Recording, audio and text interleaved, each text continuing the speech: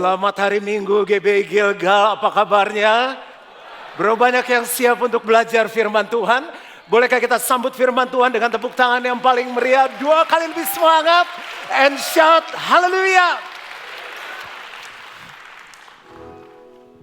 Lagu ini dinyanyikan supaya pernikahan kita tetap hangat. Walaupun lagunya sesuai dengan umurnya. Tapi seringkali karena terlalu banyak dengar anugerahmu mempesona sama penerobos hidupku.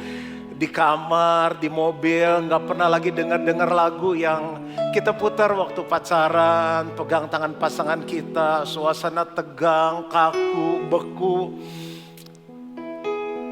Lihat dulu sebelahnya, masih adakah spark api-api itu? Boleh pegang tangan pasangannya. Lihat sebelahnya, baby you don't know. Gilgal mana suaranya? Baby you don't know.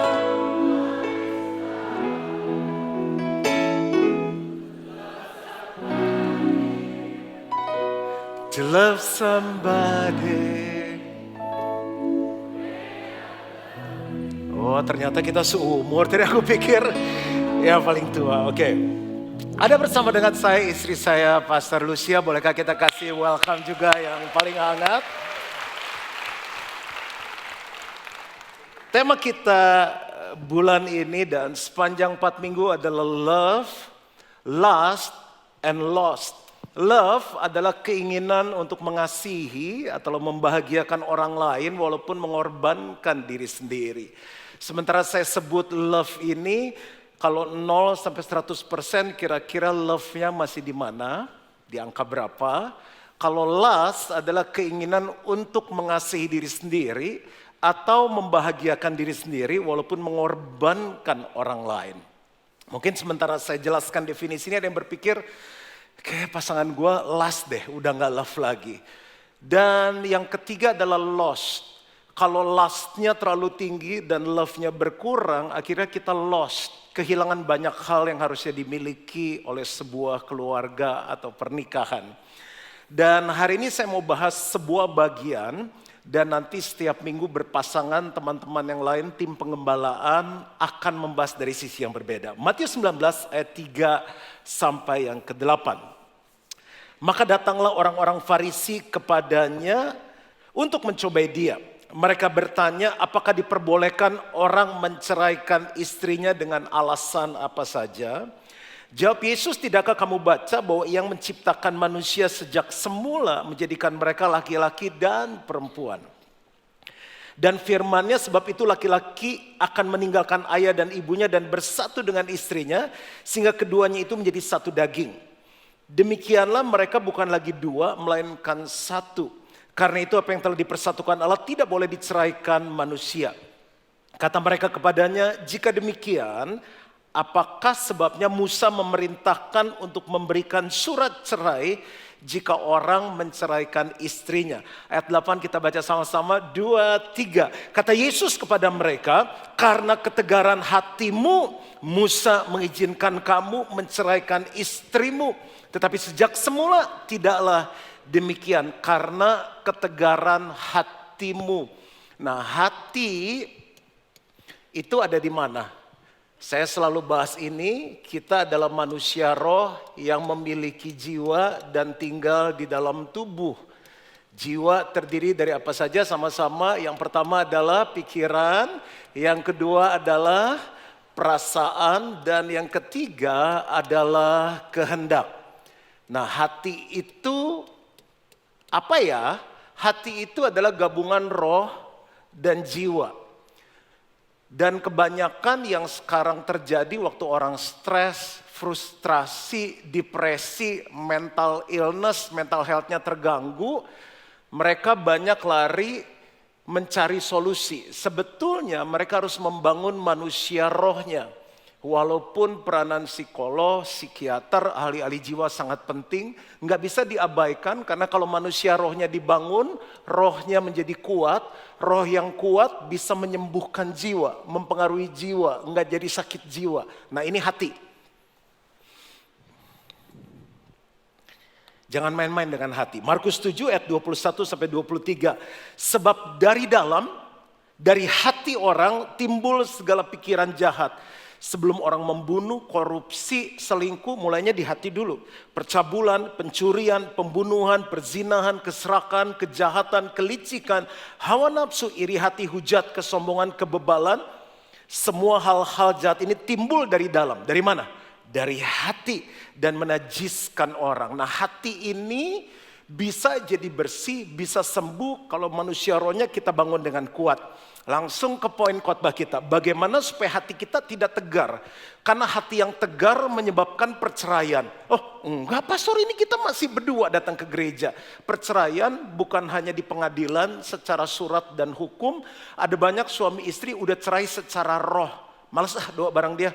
Enggak pernah baca firman Tuhan sama-sama. Enggak pernah bisa pelayanan bersama. Itu udah cerai. Lalu secara jiwa, males ngomong sama dia. Kalau ngomong pun rasanya udah satu mau menang sendiri, satu keras. Saya lihat dari depan nih, cuma nggak tahu ya ini penglihatan bener banyak yang muda nih, yang belum menikah, bener nggak? Wah salah datang nih kita pastor, dengar baik-baik sebelum menikah buka mata lebar-lebar. Oh kalau pacar saya dari pertama kenalan udah keras pastor, didoakan lagi. Karena pernikahan cuma beda 1 hari doang. Nggak gampang melembutkan hati yang keras. Ada 3 hal aja bagaimana supaya hati kita tidak tegar. Supaya perceraian nggak terjadi. Rohnya udah nggak pernah doa sama-sama. Kita dari pacaran udah belajar doa sama-sama, baca firman sama-sama. Kalau nggak dilatih dari pacaran, percayalah abis menikah nggak akan doa sama-sama, nggak akan baca firman sama-sama. Nggak ada diskusi lagi, diskusi nggak enak banget, lebih enak ngobrol sama teman daripada sama pasangan kita. Lalu apalagi secara tubuh, intimasi dan lain-lain. Yang pertama caranya adalah menjaga hati. Nah, salah satu turunan kata dari tegar adalah keras. Kalau hati nggak dijaga jadi keras. Amsal 4 ayat 23 kita baca sama-sama 2, 3. Jagalah hatimu dengan segala kewaspadaan karena dari situlah terpancar kehidupan. Diamond kita jaga, tas kita jaga, aset kita jaga, bisnis kita jaga, tapi hati jarang kita jaga. Tiba-tiba jadi keras. Bukan sulap, bukan sihir. Ada toples di sini, ini melambangkan hati. Jadi tanah itu adalah hati. Apa yang kita tabur itu akan tumbuh. Kenapa benih cinta nggak ada lagi? Udah nggak rasa apa-apa, enek, bete, lihat dia. Jangan-jangan kita nggak jaga hati sehingga yang masuk membuat hati kita keras. Perhatikan baik-baik. Nanti Bapak Saudara boleh tambahin sendiri ya. Ya, oke, nah gitu. Coba bilang sama-sama cakep. Oke, ini kotoran yang bisa membuat kita terluka. Karena kita nggak jaga, masuk ke hati. Pasangan kita menuduh kita. Pasangan kita menghakimi kita. Pasti kamu, gara-gara kamu anak-anak kita nggak naik kelas. Yang bego dia. Menghina kita. Gitu aja nggak bisa. Setiap hari sekali. Masa gini aja keasinan. Ngurus rumah aja nggak bersih. Coba sama-sama lagi. Membandingkan kita dengan orang lain. Siapa yang pernah dibandingkan? Marah, dikit-dikit marah. Komplain. Kucing hamil komplain. Ada tikus komplain, menuntut. Lu kurusan dikit dong, tuh lemak udah kemana-mana. Itu udah botak, lu implan rambut, nuntut terus. Cerewet, katanya tambah tua tambah cerewet, bener gak sih? Oke. Berargumen. Biasa Bapak Ibu kalau berargumen yang menang Bapak atau Ibu? Langsung Ibu, oke. Siapapun presidennya tetap yang menang, Ibu, oke. Egois suka pada menang sendiri sih? Suka pada menang sendiri gak? Kalau abis ini yang nentuin makan siang suami atau istri? Oke. Udah egois terus bohong lagi. Akhirnya setelah bohong kelima dia lupa, ketahuan bohong yang pertama. Kamu ketahuan, cuek. Bayangin dari 7 tahun lalu uang belanja gak pernah naik, kecap udah naik kemana-mana. Terus udah cuek, pelit, bodoh lagi. Munafik, muka nabi, pikiran kotor, kasar. Disfungsi, gak berfungsi. Suami tapi gak berfungsi. Habis. Mau nambahin lagi apa gak? Ayo keluarin sekarang, mumpung ada pastor. Apalagi pasangan kita kenapa? Lama-lama hati jadi keras. Bodohnya kita, harus kita jaga. Tutupan, kamu mau kasar, mau pelit, mau apa, aku jaga hatiku. Ya dong, kita kan jaga tubuh. Nih pisang goreng, enggak, jaga makan. Nih santan goreng, enggak, jaga makan. Kenapa hati kita enggak jaga? Badan boleh langsing, tapi kalau pernikahan enggak sehat, bagaimana sih jaganya? Dengan firman. Makanya dihafalkanlah firman Tuhan itu. Dihafalkanlah firman Tuhan itu. Waktu ada hal-hal yang masuk gak enak, kita ingat kasih menutupi segala sesuatu. Sepelit-pelitnya suamiku, dia suamiku. Jangan ceritakan kemana-mana. Percaya segala sesuatu. Karena saat kita ceritain ke temen, hah? Lu baru gitu, suami gue lebih pelit lagi. Itu sih belum pelit. Setiap kali kita keluar dari mulut, hatinya luka lagi. Percaya segala sesuatu, mengharapkan segala sesuatu, sabar menanggung segala sesuatu. Amin lah, bagus banget ini. Udah gak sanggup amin pastor. Oke, kita langsung dengar dari Pastor Lucia. Silakan sayang. Ini jarang-jarang ngundangnya susah. Saya mau cerita sedikit pengalaman saya tentang hati yang keras. Jadi dulu waktu mulai dekat dengan Juan, sebelum kami menikah, saya punya ekspektasi bahwa dia itu orang yang lembut, pengertian, perhatian, seperti bayangan saya. Karena saya melihat bagaimana dia memperlakukan jemaat, memperlakukan orang-orang, dan bagaimana saya juga mendengar apa perkataan orang tentang dia. Setelah menikah dan di awal pernikahan kami, saya merasa apa yang saya bayangin dan apa yang menjadi ekspektasi saya tentang dia ternyata berbeda.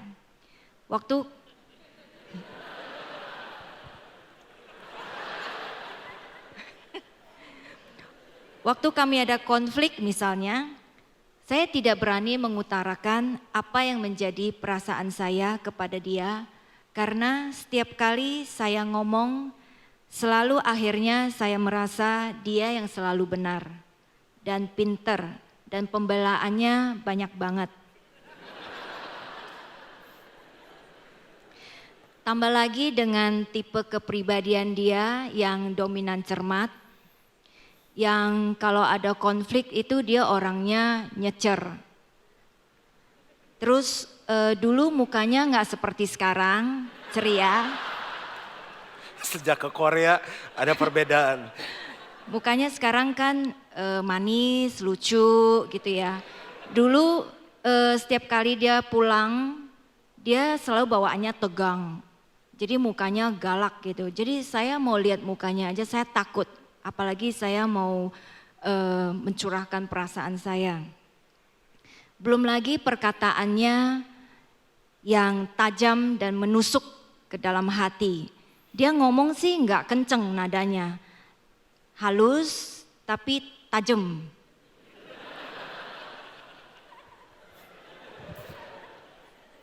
Jadi lama-kelamaan hati saya jadi keras.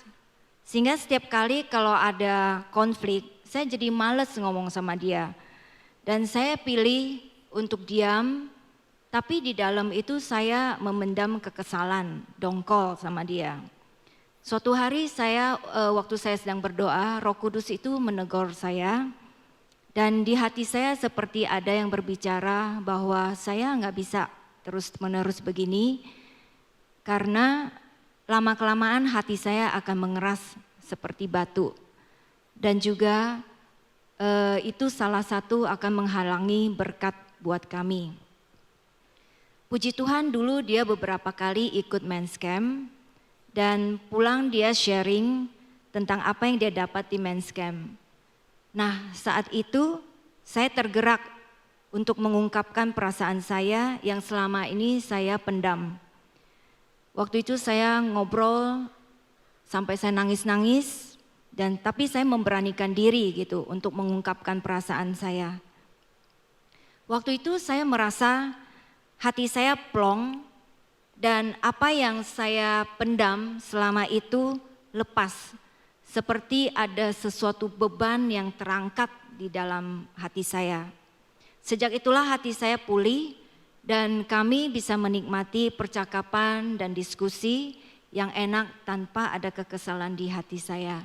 Dan saat ini pun saya bisa menikmati pernikahan kami dan diskusi kami, komunikasi kami yang enak banget gitu. Dan mukanya juga saat ini sampai dengan sekarang mukanya udah berubah.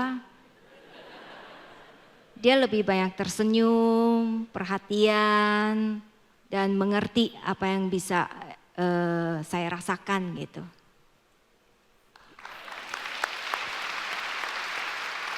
Kamu lagi pengen apa? Nanti aja di rumah. Pulih, sah. Kan gitu, nggak usah ke pengadilan. Yang kedua, melakukan hal yang semula kita lakukan. Jadi biar hati nggak tegar, seringkali ada hal-hal kecil yang kita udah nggak lakukan lagi.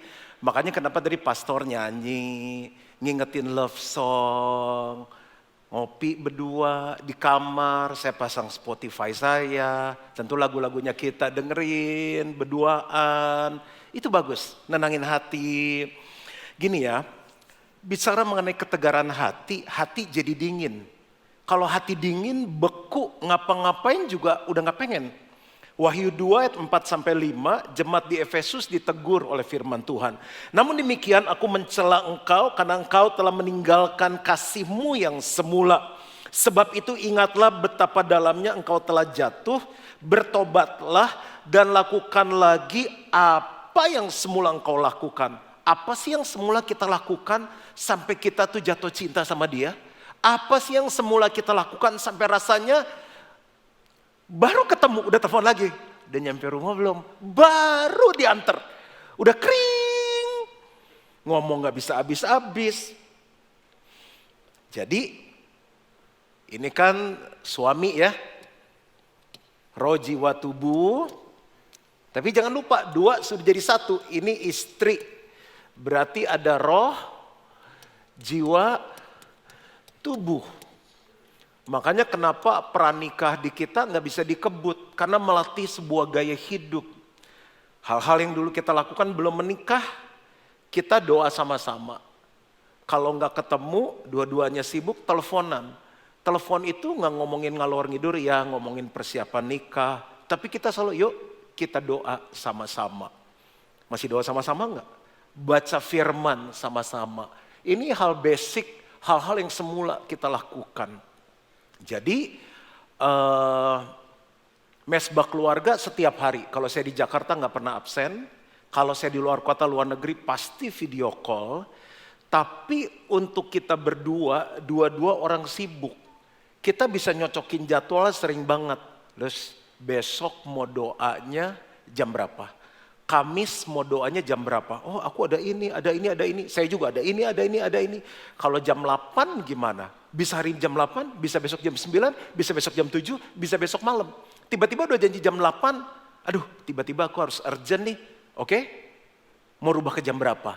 Di planning dengan serius. Karena itu mempengaruhi hati jadi panas atau dingin. Jadi itu roh. Secara jiwa kan perlu bersatu juga. Hal-hal basic apa yang perlu kita lakukan? Diskusi.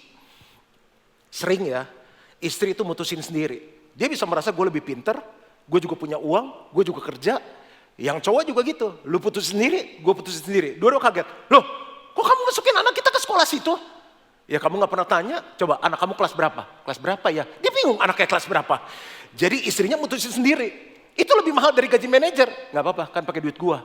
Kenapa? Karena gak diskusi. Jadi kita belajar apa-apa menurut kamu gimana. Milih furniture rumah, tiba-tiba udah jadi surprise, tada, pink semuanya. Matang gak lu? Rumah Barbie atau rumah tinggal? Diskusi. Mau liburan kemana? Diskusi. Itu membuat hati tetap panas, tetap menyala-nyala. Yang yes, baris pekerja di depan. Yes, yes, nggak enak pendetanya. Coba bilang sama-sama yes. diskusi. Lalu belajar tentang pernikahan. Nih, suami istri kadang ngomong masalah apa? Makan, libur, fashion, gadget. Udah habis omongan, ngomongin orang. Nggak pernah ngomongin you and me, pernikahan kita. Kamu happy nggak sama aku? Masih ada mimpi-mimpi yang kamu belum capai nggak? Hati kamu kondisinya lagi gimana? Makanya dengan sengaja kita berdua ikut seminar pernikahan, baca buku pernikahan, ikut Precious Love, ikut Marriage Upgrade, supaya ada yang didiskusikan. Gitu loh.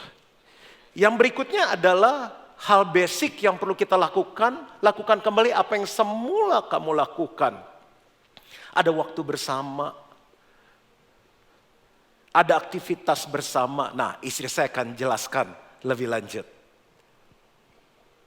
Jadi kita mencoba untuk melakukan hal-hal basic seperti doa bersama, nonton berdua, ngopi berdua, pergi jalan-jalan berdua, bahkan kadang kita suka olahraga bareng berdua. Nah, hal-hal yang mungkin sudah lama kita tidak lakukan, bisa kita lakukan kembali sebagai suami istri. Karena saat kita menikah, kita tidak hanya menikah dengan keluarga pasangan kita saja, tetapi kita menikah dengan hati, pikiran, dan roh pasangan kita. Untuk itu sangat penting bagi suami istri untuk berdoa bersama, menyatukan roh kita. Karena saat roh kita menyatu, pikiran kita menyatu. Saat pikiran kita menyatu, diskusi semua lebih enak. Komunikasi pun jadi enak. Konflik, perbedaan tetap ada, tapi kita enggak sampai harus berantem dan teriak-teriakan.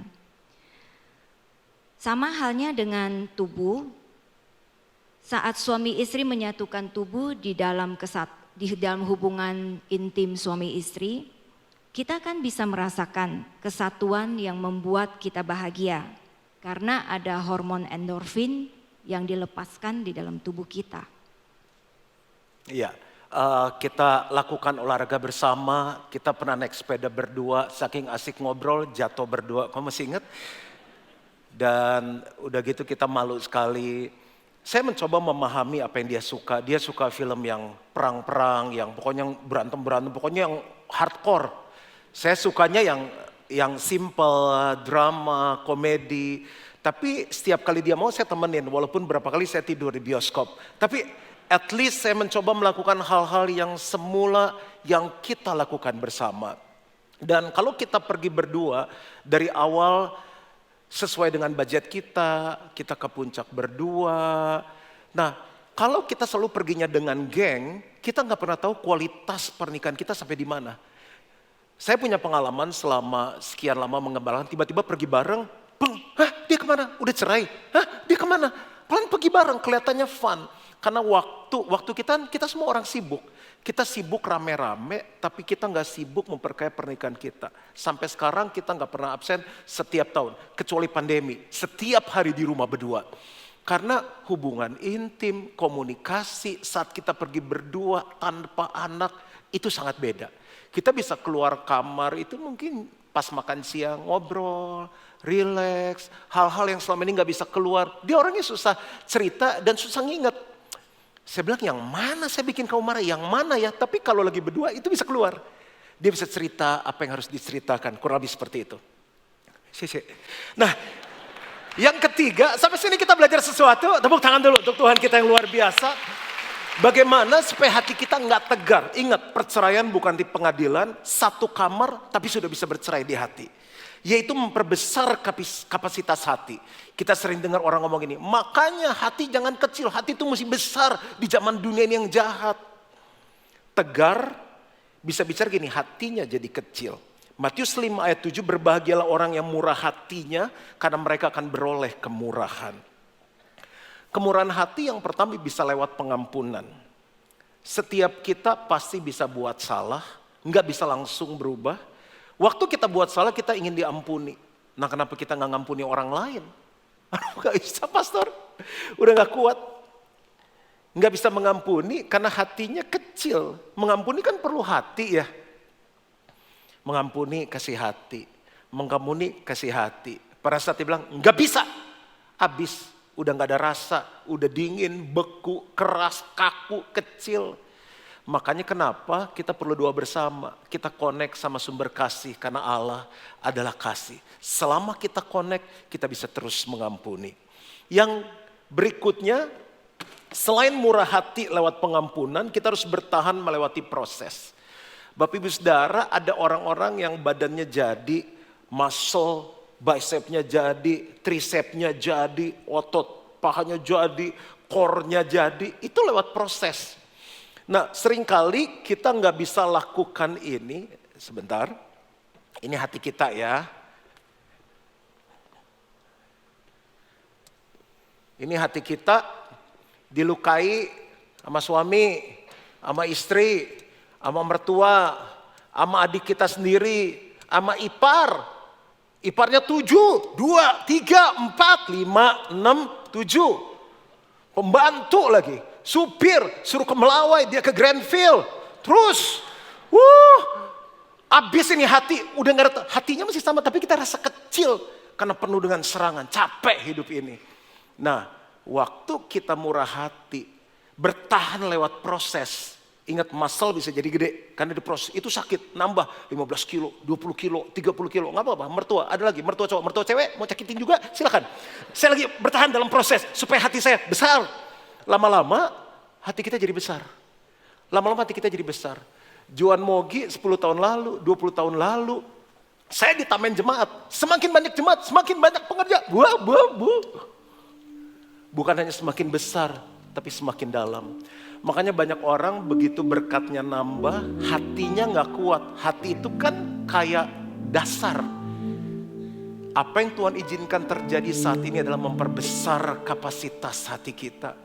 Supaya waktu berkat itu semakin melimpah. Karir naik, posisi naik, semakin top, semakin terkenal. Biasa aja, rumah tangga rasa surga. Berapa banyak kita alami, pasangan kita berubah, saat karir kita juga berubah. Karena hatinya gak ikut besar. Silakan.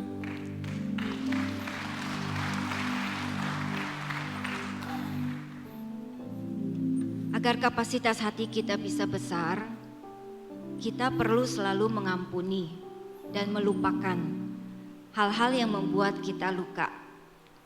Dalam hari ini perlu kerjasama kedua belah pihak suami istri. Suami istri harus saling mengampuni dan melupakan kejadian-kejadian yang membuat hati kita menjadi keras. Memang hal ini gak mudah, karena ada proses pembentukan yang akan kita alami.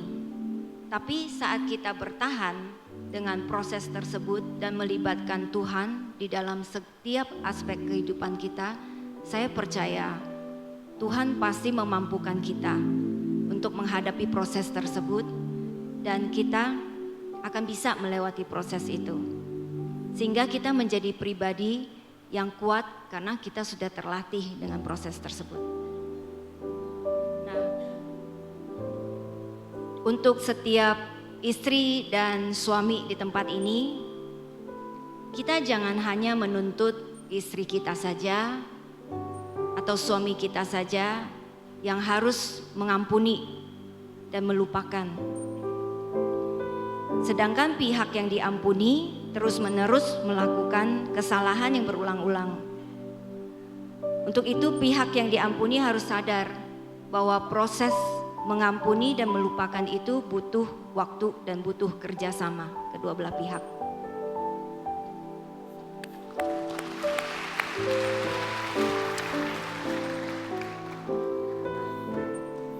Saya udah mau selesai, saya akan closing dengan hal ini. Bapak Ibu, siapa yang ingin pasangannya sabar? Bertahan melewati proses. Hatinya jadi besar. Yang ingin pasangannya murah hati, sabar. Yang mau pasangannya setia, tanggung jawab, komitmen, penguasaan diri, bertahan di dalam proses. Kita tahun ini, kita married 2002, 22 tahun ini. Dia perlu bertahan dalam proses sampai ada Juan Mogi seperti ini. Jangan pernah izinkan hati kita tegar, keras, dingin, kecil. Jaga hati kita, tidak ada yang bisa memisahkan kita kecuali kematian. Tuhan memberkati. Ya, bangkit diri sama-sama. Ajarilah kami ini saling digandeng tangan pasangannya. Ajarilah ya Tuhan. Ajarilah kami ini kasih-Mu ya Tuhan. Kasih-Mu kudus tiada. Saat ini kami mau sama-sama belajar. Ajarilah kami. Ajarilah kami saling. Ajarilah kami kasih-Mu ya Tuhan. Kasih-Mu kudus tiada. Sementara keyboard main dengan lembut, pejamkan mata kita. Kita bisa tahu kualitas pernikahan kita saat ini. Sekedar bertahan atau masih menikmati bahkan semakin indah. Kalau sekedar bertahan atau turun, mungkin hatinya sudah tegar. Apa yang harus kita lakukan? Jaga hati. Apa yang harus kita lakukan? Lakukan apa yang semula kita lakukan. Diskusi lagi, ngobrol itu asik. Jangan takut, jangan tegang bawaannya, doa bareng lagi. Pergi bareng, pergi rame-rame oke. Udah gak banyak pasangan pergi berdua nikmati pernikahan. Cari uang buat siapa sih? Beda deh, cobain deh tahun ini. Dinner lagi berdua, jangan ngomongin kerjaan. Aku berdoa, setiap hati yang tegar, saat ini Engkau menjamah mereka, lembutkan setiap hati. Yang mulai menjauh, kasih-Mu menyatukan dan mendekatkan. Setiap luka, setiap kemarahan, kepahitan, kekecewaan yang ada dalam hati, pikiran, jiwa mereka, aku cabut keluar di dalam nama Yesus. Aku minta supaya kasih Tuhan mengalir saat ini memulihkan. Sebelum kita selesai, bolehkah peluk pasangan kita sebentar? Dan bilang, aku minta maaf. Yang suami bilang, aku mau jadi suami yang lebih baik. Yang istri bisikin di telinganya, aku mau jadi istri yang lebih baik. Setiap celah yang terbuka ditutup oleh darah Yesus. I speak blessing upon every marriages. Kepada setiap pernikahan ada damai, sukacita, kasih Allah mengalir. Aku minta ini di dalam nama Yesus. Dan setiap kita yang percaya sama-sama katakan amin, amin.